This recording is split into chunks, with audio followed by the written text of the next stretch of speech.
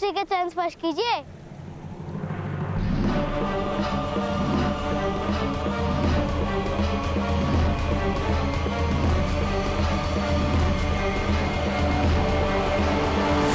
नहीं उत्तम, इसकी कोई आवश्यकता नहीं।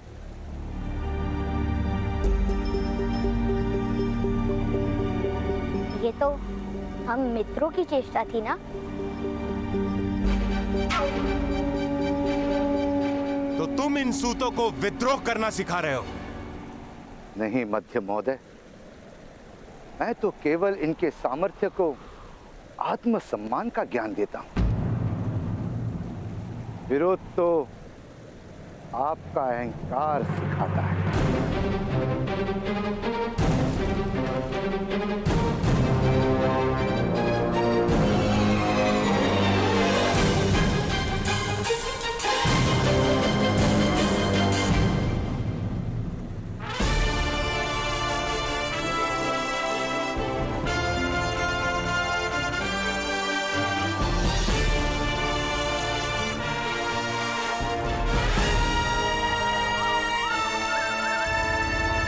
जय दुर्गा।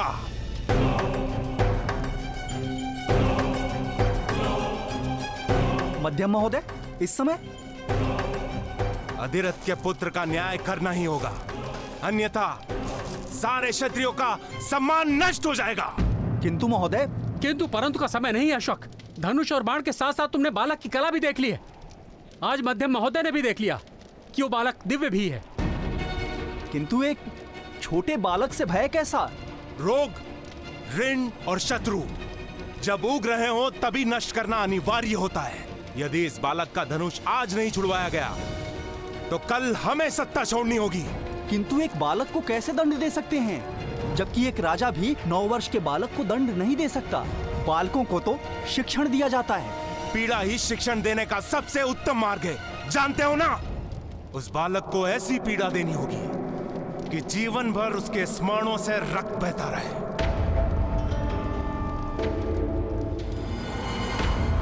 तुमने उसके ताऊ से दिव्य रथ प्राप्त किया था ना? ये रहा वो दिव्य रथ। जिस दिन से लिया उस दिन से टूटा पड़ा है। उसने कहा था कि यदि आपका हृदय शुद्ध रहेगा तभी ये रथ दिव्य रहेगा, अन्यथा ये सामान्य हो जाएगा। मूर्ख हो तुम। जिस तरह निम्न जाति में समर्थ नहीं होता, उसी तरह नीम की काट से रथ नहीं बनता।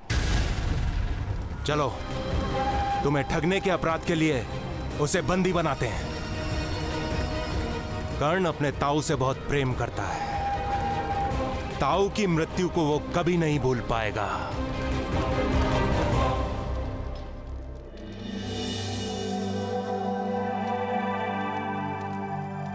ताऊ, भ्राता का दिव्य कवच देख के माता भयभीत क्यों हो गई? दिव्य पुत्र शोन, नई और अनजान वस्तु के प्रति मनुष्य का पहला प्रतिभाव भय ही होता है। जो वस्तु मनुष्य समझ नहीं पाता, उससे या तो वो अंतर कर देता है या तो उसका नाश करने का प्रयत्न करता है। समझे? हाँ?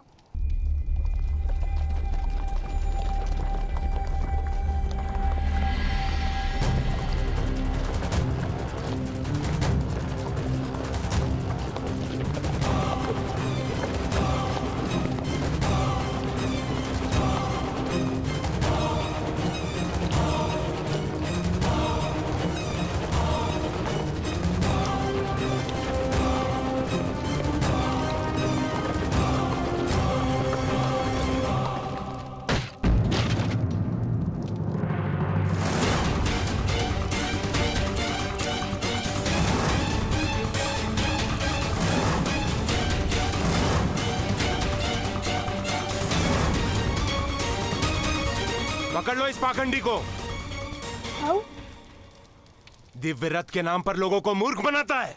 मूर्ख? वो रथ दिव्य ही है। उसमें से निकलता हुआ प्रकाश तो तुमने स्वयं देखा ही था। पकड़ लो इसे। नहीं, छोड़ो मेरे ताऊ को। कहाँ लेकर जा रहे हो तुम मेरे ताऊ को? छोड़ो, पिताश्री। महोदय, भ्राताश्री का अपराध क्या है? ठगाई की है इसने दिव्यरथ के नाम पर। तो धन लौटा दूंगा, बंदी बनाने की आवश्यकता क्या है? प्रश्न धन का नहीं है, प्रश्न है न्याय का। पकड़ लो इसे। नहीं नहीं नहीं। महोदय, ये आग!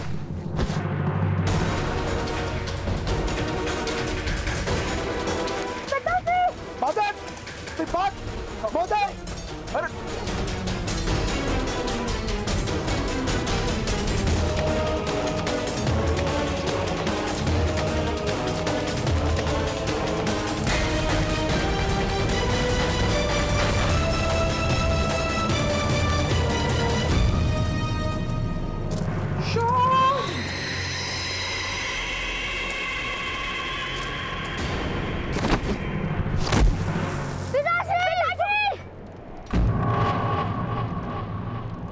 तुम मेरे ताऊ को नहीं ले जा सकते।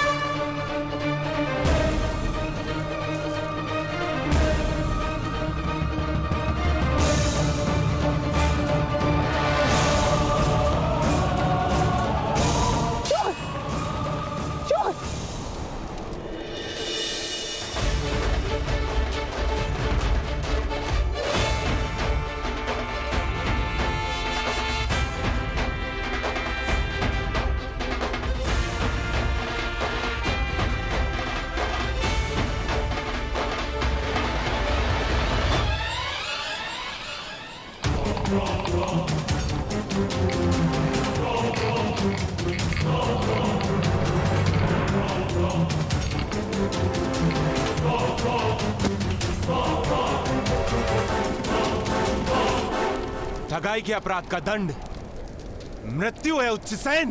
किंतु यदि मैंने अपराध किया है तो मुझे राजा के समक्ष उपस्थित करो। आप कैसे न्याय कर सकते हो? ये अन्याय है। शक्तिमान जो करता है न्याय ही होता है। किंतु यदि तुम मुझे वचन दो कि कर्ण कभी जीवन में धनुष का स्पर्श नहीं करेगा, अपनी दिव्यता प्रकट नहीं करेगा, तो मैं तुम्हें जीवन दान दे सकता हूं।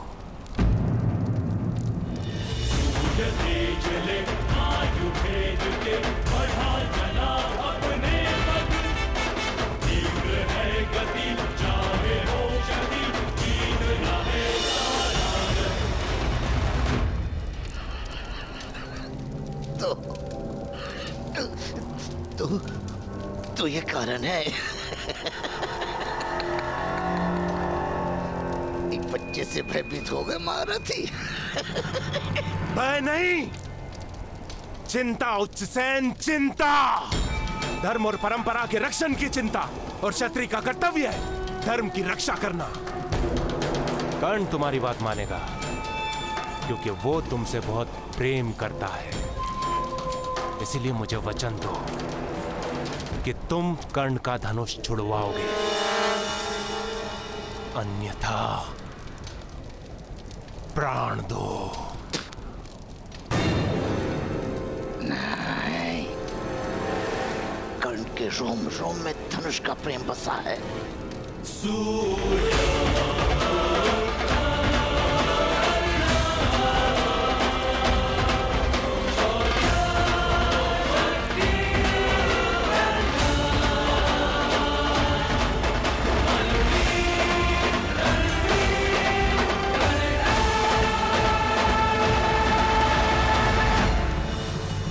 उसके जीवन भर का सुख उससे नहीं जीत सकता।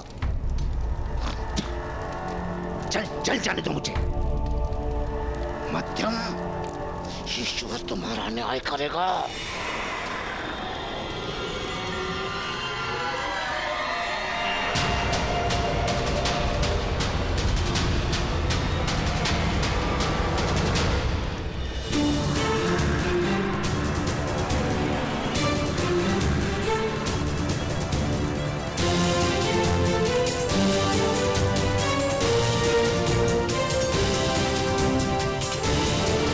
अभी भी मैं तुम्हारे बंधन खोलकर तुम्हारे प्राणों की रक्षा कर सकता हूं। वचन दो उच्चसेन कि कर्ण का धनुष छुड़वा कर रहोगे। वचन दो उच्चसेन, वचन दो।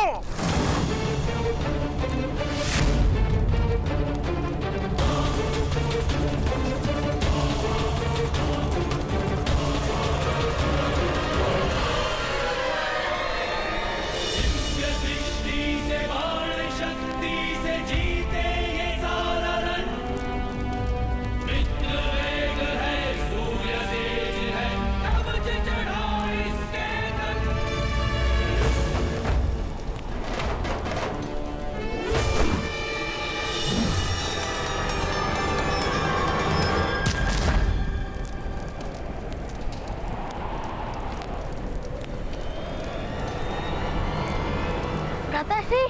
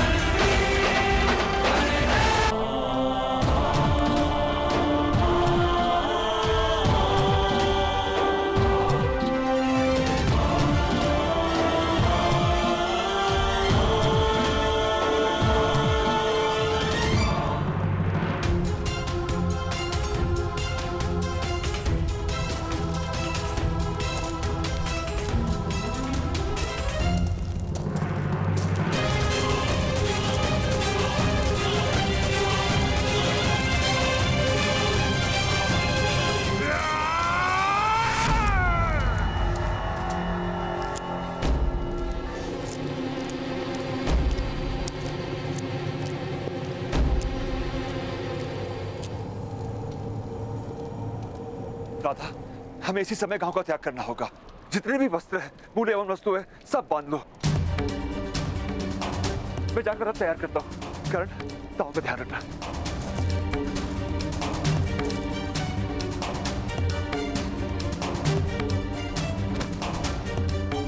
माता, छुपने की कोई आवश्यकता नहीं है। राधा का उन सबको पराजित कर सकते हैं। मूर्ख मत बनो शोन, ये तो दिव्यता लेकर जन्मा है, इसे कोई घाव नहीं हो सकता है। किंतु तो तुम्हारी मृत्यु हो सकती है शोन। इतनी बार समझाया, हमें धनुष उठाने का अधिकार ही नहीं है, किंतु ये समझे तब था। पता नहीं किस जन्म की शत्रुता लेकर आए मेरे घर में। ये मूर्ख बालक समझता ही नहीं है कि ये हम सबकी मृत्यु का कारण बन सकता है।